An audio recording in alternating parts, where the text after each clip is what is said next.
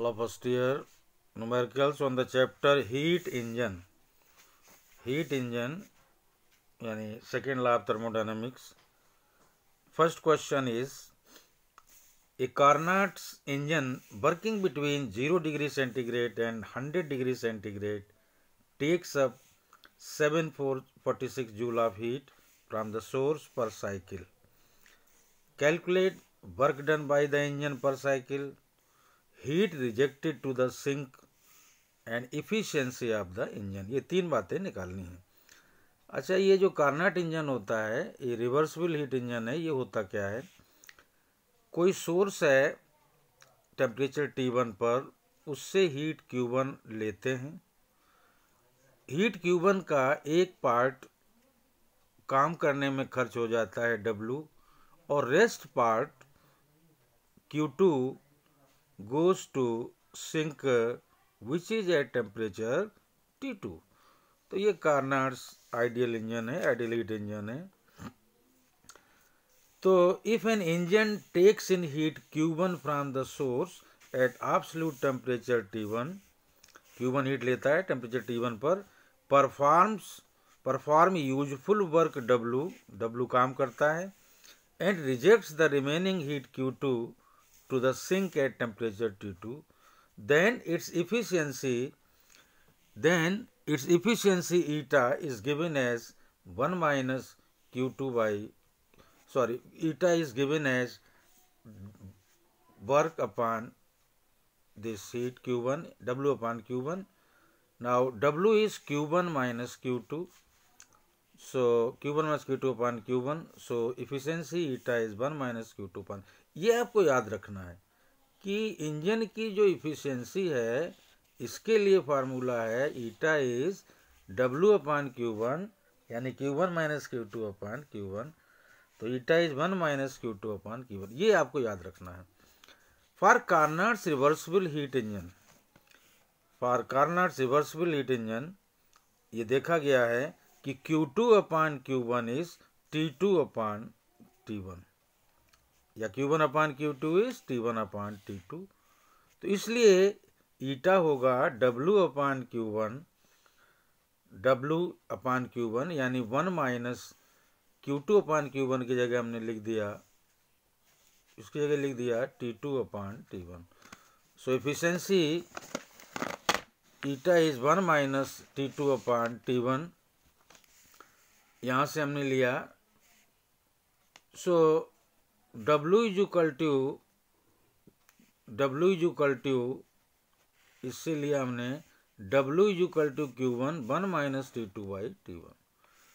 यहाँ पर T1 है 100 डिग्री सेंटीग्रेड यानी 373 केल्विन, सिंक का temperature T2 0 degree centigrade 273 kelvin, और इन्होंने दिया है कि हीट जो Q1 लेते हैं 746. तो वैल्यूज रखी 746 1 minus T2 273 T1 373. This is 746 into 100 upon 373. तो वर्क आ गया 200 joule. Now heat rejected to the sink. भाई Q1 हीट लिया तो Q1 is W plus Q2. तो Q2 हो गया Q1 माइनस W. Q1 दिया 746, W अभी भी आया है 200, तो ये हो गया 546 joule. Now percentage efficiency of the engine. Eta होता है, इफिशिएंसी होता है W अपॉन Q1. 100 पर लेना है W अपॉन Q1 200, तो W है 200, ये देखिए अभी आया, और Q1 है 746 इंटू 100. तो इफिशिएंसी आई 26.8%. तो ये तीन बातें याद रखिए. इफिशिएंसी W क्या होता है, W अपॉन Q1. ईटा क्या होता है, W upon Q1 which is Q1 minus Q2 upon Q1. और कार्नट्स इंजन में Q2 upon Q1 is T2 upon T1. तो इससे फिर एक बार हम लिख सकते हैं 1 माइनस T2 बाई T1, और परसेंटेज इफिशिएंसी होगी 100 से मल्टीप्लाई कर दिया. तो इस तरह से तीन बातें आपको याद रखनी है. Now next numerical, An ideal Carnot heat engine takes 1000 calorie of heat, Q1 हो गया ये, at 6 to 7 degree centigrade from a source and rejects a part at 27 degree centigrade to the sink. Find the work done by the engine per cycle, the heat rejected to the sink per cycle and the efficiency. ये वैसे question है जो इससे पहले था। तो start करते हैं।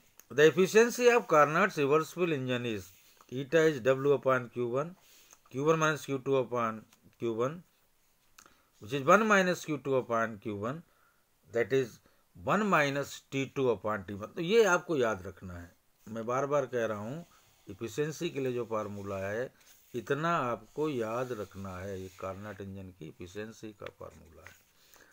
तो हमें निकालना था work W is equal to Q1 1 minus T2 by T1। याद रहे यहाँ पर Q1 कितना है 1000 कैलोरी, T1 कितना है 6 to 7 एंड Q2 कितना है 27। तो ये हमने केल्विन में बदल लिए। तो Q1 is 1000, 1 minus T2 is 300 upon 900, तो दिस इज 666.7 कैलोरी। इतना वर्क आ गया। अगर मैं इसको जूल में कन्वर्ट करूं तो 4.18 से मल्टीप्लाई किया तो वर्क आ गया 2.79 into 10 to the power 3 joule. Now heat rejected वही सिंक का जो दोगे, Q2 क्या होगा Q1 minus W, Q1 is 1000 calorie, W is 666.7, so 333.3 calorie. ये हो गया हीट जो दी, और ये वर्क एफिशिएंसी होती है 1 minus T2 by T1। So this is 1 minus 300 upon 900 which is 0.6, 67%।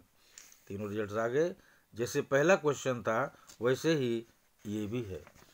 Now third question, third numerical, a reversible engine works between two temperatures whose difference is 110 degrees centigrade, यानी T1 minus T2 is 110 degrees centigrade. If it absorbs 746 joule of heat from the source, Q1 है 746 and gives 546 to the sink, Q2 है 546, calculate the temperatures of the source and sink, यानी T1 और T2 की value बताइए। For a reversible Carnot engine once again Q1 upon Q2 is T1 upon T2, ये condition होती है, इसको याद रखना है आपको। तो Q1 upon Q2 is T1 upon T2 which implies that Q1 upon Q2 is T1 की जगह हमने T1 लिखा और T2 की जगह क्या लिखूं, याद रहे ये दिया हुआ है T1 माइनस T2 इज 110, तो T2 हो गया T1 माइनस 110। नाउ Q1 है 746, Q2 है 546, तो this is equal to T1 upon T1 minus 110। तो क्रॉस मल्टीप्लाई किया, 746 T1 minus 746 into 110 is equal to 546 T1। तो 746 minus 546 T1 is 746 into 110. It implies that 200 T1 is 746 into 110, तो T1 आ गया 410 kelvin, 410 kelvin, इससे T1 आ गया 410 kelvin और T2 आ गया 300 kelvin.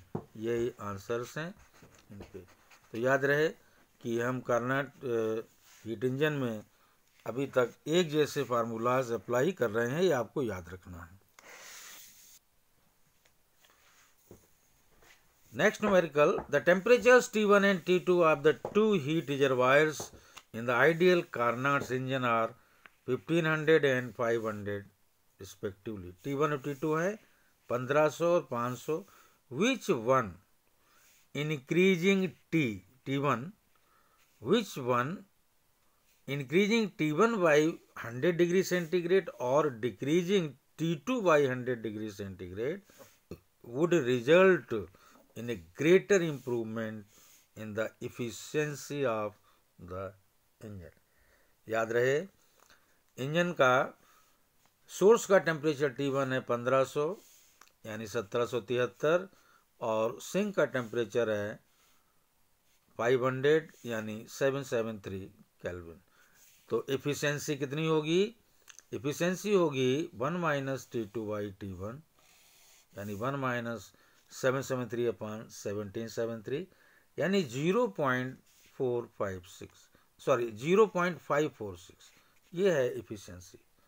अब अगर टेम्परेचर बढ़ाते हो T1 100 डिग्री सेंटीग्रेड, तो when T1 is raised bye 100 degree centigrade या 100 केल्विन, तो इफिशियंसी ईटा 1 होगी 1 माइनस, और रेज किया है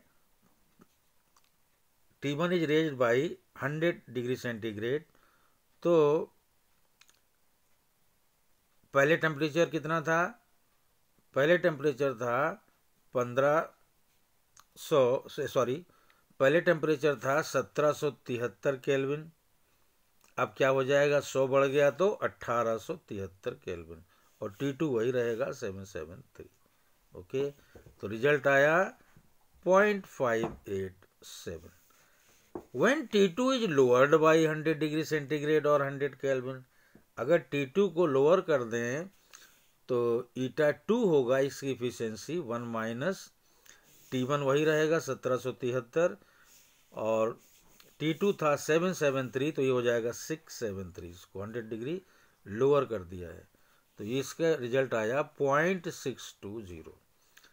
और आप ये ध्यान दीजिए कि जब कुछ नहीं था T1 T2 के बीच इफिशियंसी थी 0.546, जब T1 को बढ़ाया 100 तो 0.587, और जब T2 को लोअर किया 100 तो 0.620। सबसे ज़्यादा कौन है? ईटा 2 बड़ा है। ईटा 2 इज ग्रेटर देन ईटा 1। इसका मतलब है कि ग्रेटर इम्प्रूवमेंट तब होगा जब सिंक का टेम्परेचर T2 100 डिग्री सेंटीग्रेड कम करते हैं, तो ये इम्प्रूवमेंट ज़्यादा सही रहेगा। इट इज़ ग्रेटर इम्प्रूवमेंट कि आप सिंक का टेम्परेचर 100 डिग्री 100 कम कर दें, 100 डिग्री कम कर दें।